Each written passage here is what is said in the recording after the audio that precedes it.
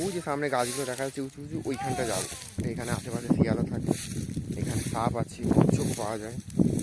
রাস্তায় দেখতে যদি আমাদের সঙ্গে দেখা হয়, চলো তোমাদেরকে দেখাবো। এখানে কচ্ছপ আছে। গ্রামের এই একটা জিনিস খুব সুন্দর, যে যতদূর দেখবে ততদূর শুধু মাটি দেখতে পাবে, বাস জল আসছে ড্রেন দিয়ে, পুকুর, নদী নালা, গরু, এই পশু পাখি নানা কিছু সব কিছু মাঠে দেখা যায়। পাখির এত কষ্ট করে চলেই এলাম এখানে।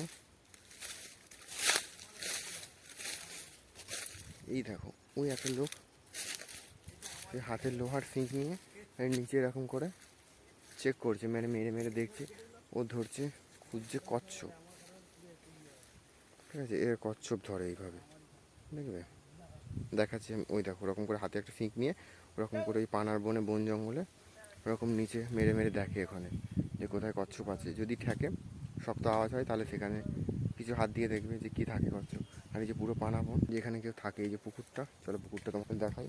এই যে পুরো পুকুরটা, পুকুর পাড়টা। আর আখি আমরা এখানে এসেছি কী করতে? অর্জুন গাছের ছাল নিতে। কোনটা অর্জুন গাছ? এটা তো নয়। এই দেখো এইটা, এই পুকুর পাড়টা, এই যে এটা পুকুর, এই পুকুরটায় আমরা এসেছি। এখানে এই পুরো চারিদিকটা দেখো, পুরো সুন্দর। এখানটা পুরো পুকুর পাড়টা হেবি সুন্দর করা। আর এখানে একটা দেখাচ্ছি, এখানে এখানে একজন দেখো, এই যে এখানে একটা ছোটো মতো তাঁবু খাটিয়ে এটা থাকে এখানে। এই ভেতরটা তোমাদেরকে চলো দেখাই।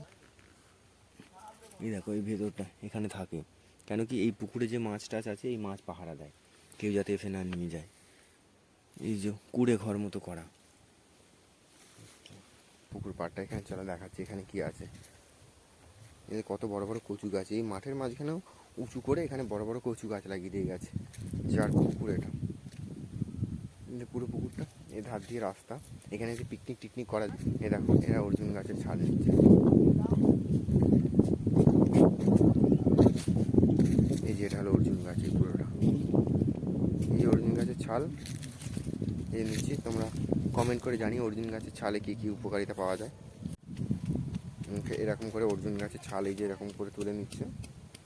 এরকম করে তুলে কিন্তু গাছটা কিন্তু মরবে না, কারণ এক সাইডে ছাল এই যে রাখা আছে, অল্প এক সাইডটা এরকম করে তুলে নিচ্ছে, ছাল আবার হয়ে যাবে। ওই সামনে সরু ওই দিকটা দিকে আমরা আবার যাব, ওই দিকটা, ওই যে পুরো জঙ্গলের মধ্যে দিয়ে ঢুকে আমাদের যেতে হবে। এবার আশপাশ থেকে যদি কোনো পশু পাখি বেরিয়ে যায় না, তো তার আগে আমাদের এখানে ছুটে পালাতে হবে। কারণ এখানে বড় বড় সব চারদিকে জঙ্গল, এখানে এত বড় বড় সাপ আছে না, এখানে বড় বড় সাপ আছে। আর শিয়ালগুলো তো বিশাল বড় বড়, বন বিড়াল আছে।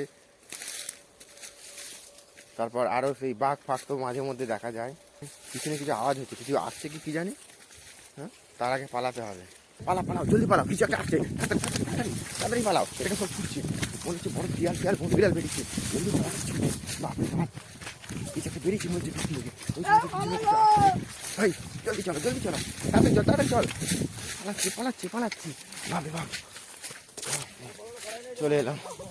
হ্যাঁ, কিছু মনে হচ্ছে পিছনে আসছে নাকি কি জানি, পিছনে এরা মানে শিয়াল থাকে, শিয়ালের চালা অন্ধকার, বুঝছো? শিয়ালের চালা, এখানে থাকে শিয়াল। এখন নেই, দিনের বেলা কোথাও চলে গেছে, ভেতরে মাছ আছে দেখছি ছোটো ছোটো, এখান থেকে চলে গেছে। এরকম উঁচু এরকম চালাগুলো এরকম হয়ে থাকে শিয়াল, মানে চলে গেছে, রাত্রেবেলা আবার ঠিক আসবে।